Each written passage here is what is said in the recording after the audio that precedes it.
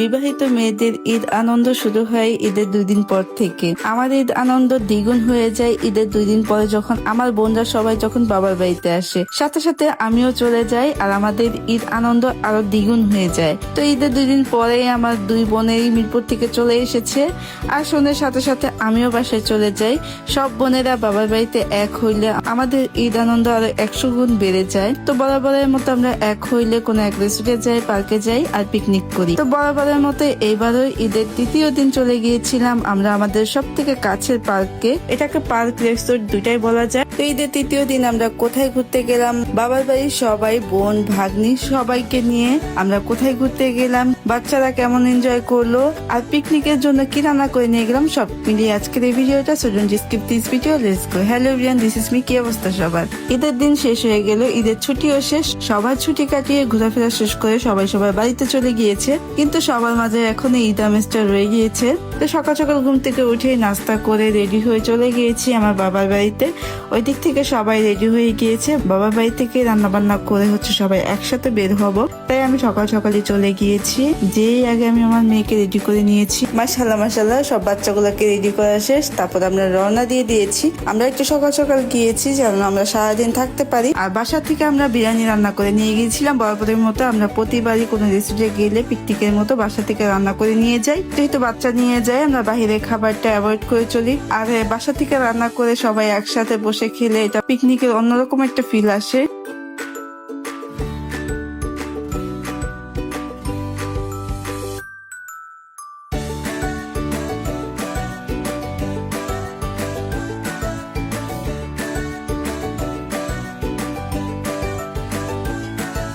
তো বরাবরের মতো আমরা বাসার থেকে বিরিয়ানি রান্না করে নিয়ে গিয়েছিলাম। আর আমার মেজো বোন এখানে ফালুদা বানিয়েছিল, আর বাচ্চাদের জন্য চিপস কোক এগুলো আমরা বাহির থেকে কিনে নিয়ে গিয়েছিলাম। ও একটা মিস্টেক, এটা ফালুদা না, কাস্টার্ড ছিল। আর এই কাস্টার্ডটা খেতে অসম্ভব মজার ছিল। মূলত আমাদের এই কাস্টার্ড বিরিয়ানি ওই দিন আপু নিজ হাতে বানিয়েছিল। আর আমার মেজো আপুর হাতে রান্না অনেক মজা হয় এমনিতেও, ওর হাতে বিরিয়ানি বিশেষ করে। তো সবসময় আমরা এক হইলে মেজো আপুই রান্না বান্না করে। তো ওই দিন ও বিরিয়ানি আর কাস্টার্ড দুইটাই ও নিজের হাতে বানিয়েছিল, আর দুইটাই খেতে অনেক মজা লেগেছিল। বাসা থেকে রান্না করে নিলেও বাহির থেকে on time glass, on time plate কিনে নিয়ে যাই। তো আমরা অন টাইম গ্লাস গুলো পেলেও অন টাইম প্লেট পাইনি, মানে আমরা যেগুলো চাচ্ছিলাম ওগুলো পাই নাই। তার জন্য আমরা বাসা থেকে এবার প্লেট নিয়ে গিয়েছিলাম। তো সবকিছু যা যা লাগবে বাসা থেকে গুছিয়ে নিয়ে গিয়েছিলাম। আমাদের এখানে যাওয়ার প্ল্যান ছিল শুধু যে ঘুরে আসবো বিকালে, কিন্তু রিসেন্টলি সকালবেলায় আমরা প্ল্যান করি যে আমরা রান্না বান্না করে নিয়ে তারপর সারাদিন থাকবো। আর বাচ্চারাও বাহিরে এইসব জায়গায় খোলামেলা জায়গায় খেলাধুলা ঘোরাঘুরি করতে করতে সময় কেটে যায় তাড়াতাড়ি। তার জন্য আমরা সারাদিন থাকবো। আর আমরা 2 বোন ম্যাচিং ড্রেসই পরে নেই, শুধু ম্যাচিং ব্যাগ, ম্যাচিং হিজাব, এমনকি ম্যাচিং ব্রেসলেটও নিয়েছিলাম।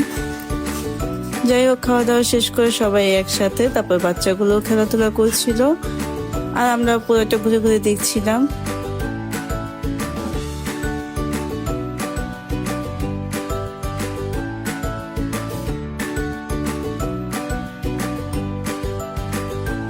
এখানে ভিতরে মিনি চিড়িয়াখানা ছিল, বাচ্চাদের দেখাতে নিয়ে গিয়েছিলাম। আর বাদরটাকে দেখে আমার বাচ্চা অনেক খুশি।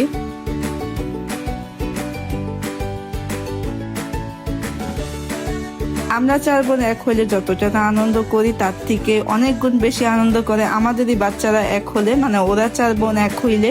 আমরা বাচ্চাগুলো একসাথে হইলে আমরা একটু ঘুরতে বের হই এরকম খালি জায়গায়, রিসোর্ট গুলোতে, যেন আমার বাচ্চাগুলো খুব এনজয় করতে পারে। তা আলহামদুলিল্লাহ খুবই এনজয় করেছিল বাচ্চাগুলো। তো এখানে আমরা পুরো একটা ঘোরাঘুরি করে বাচ্চাদের রাইডের সাইডে গিয়েছিলাম, যেহেতু ঈদের দিন একটু ভিড় ছিল। অন্যান্য সময় আমরা গেলে অনেক ফাঁকা পাই, আর ঈদের টাইমটা একটু ভিড় থাকে। তো এখানে বাচ্চাগুলো খেলাধুলা করছিল। বাচ্চাদের খেলাধুলা দেখলে আমরাও বাচ্চা হয়ে যাই বাচ্চাদের সাথে, আমাদেরও ছোট বাচ্চাদের মতো খেলতে ইচ্ছে করে। তো বাচ্চাদের সাথে খেলাধুলা শেষ করে দেখতে দেখতে সন্ধ্যা হয়ে যাচ্ছিল। তো আবার বাচ্চাটা ঘোরা দেখে ঘোরা উঠতে চাচ্ছিল।